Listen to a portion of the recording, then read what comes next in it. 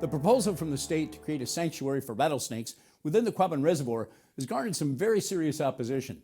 We brought you the Commonwealth's position on the plan. Tonight, Connecting Point correspondent Carolee McGrath talks with two members of the group organized to block the rattlesnake project. Well, first it started out when they had a meeting in Athol, and we had learned that some of the residents there were asking, if they had any voice in the project, and they were told no. So, as taxpayers, and I think a lot of descendants from the area, they've had enough property taken away in the 1930s, and families that have moved. So that's where I created the petition because I think people should have a voice regarding this.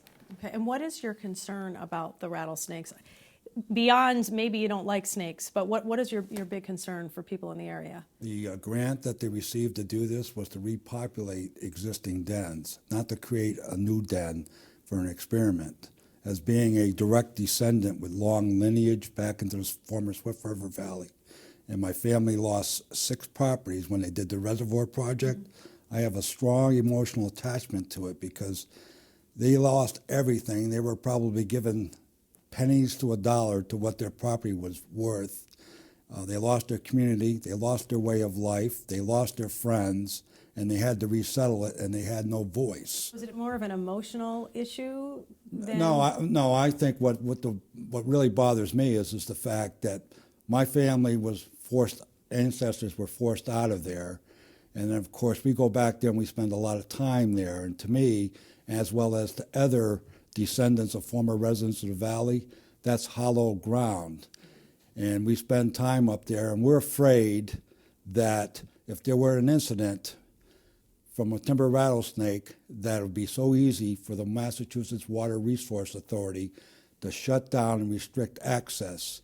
So to me, it needs to be encoded in legislation that that's not to happen if this project were to proceed, because it would be quite a foul if that were to happen. Now, the state says, look, their mission is to protect endangered species. Are you opposed to that? Oh, well, absolutely. We don't think this is just, protecting an endangered species. What we found out from different zoo reports from the Roger Williams Zoo was that this is more or less an experiment, a study. So we were trying to understand where this could be, protecting an endangered species, but they don't know all the facts. They don't know how far they're going to travel. They don't know how far they're going to swim. They don't know if they can go over the peninsula.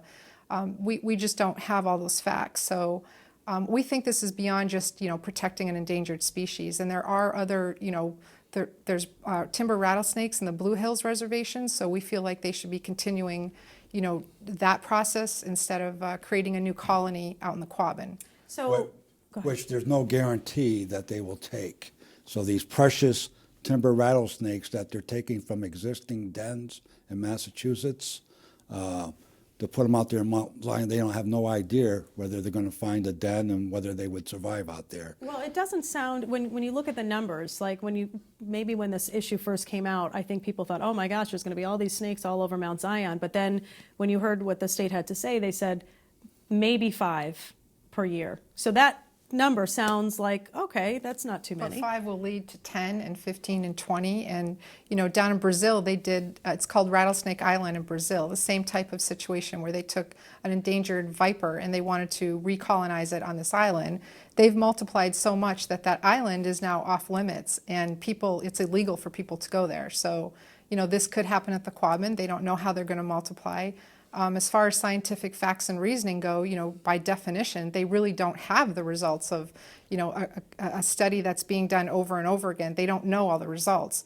But we do have scientific facts and reasonings to cancel the plan. They do swim, they do bite, they are venomous, they can kill. They need an anti-venom if you're bitten. You need hospital care if you receive a bite.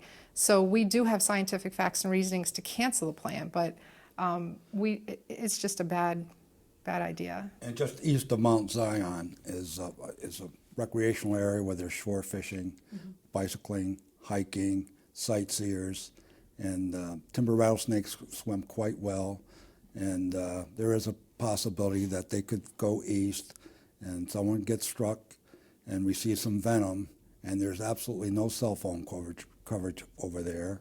So if you're by yourself, if you get bit, help isn't coming right away, and you certainly cannot get up and walk around because The venom is going through your bloodstream. It's creating more damage, and the damage that is done is irreparable. So what kind of support do you have from lawmakers and from people in the local community? We've been getting a lot of support from Senator Ann Goby, from State Representative Todd Smoller, Senator Eric Lesser. There's several others that we've been getting a lot of support from, to try to help us opposing this plan. So a lot of people in the community, everywhere we go in the community, people are talking about this. I was out in Worcester and people asked me about, the rattlesnake plan, and I told them about the petition being available. They weren't aware of the petition. So we're getting a lot of support from people. There's a lot of people that do not want these poisonous rattlesnakes in the Quabbin. And would it be different if it was a different animal? If it was a bear or if it was a squirrel, would it be different for you?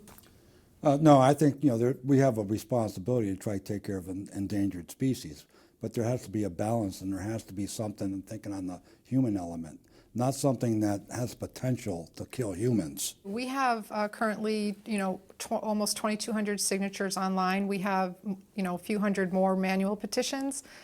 This has been a big deal around the Quabbin areas. My brother, he has a bass boat. He goes out to the Quabbin fishing in the same areas. We grew up, hiking there. There's portable toilets on the island. So we do have a lot of traction from family and friends that have been signing this. We think if more people were aware of the petition, we would get more signatures. So we have a lot of support on this. And how do we find out more about your efforts and your petition? You can go online to change.org and plug in Petition to Stop Timber Rattlesnake Quabbin Project, or you can go on to the Facebook page. There's a logo there. It's an orange-yellow logo, Danger Rattlesnakes, and you can go on there and sign the petition. All right, Deborah, Rose, and Jean, thank you so much for coming in and giving us your perspective on this. Thank you for having us.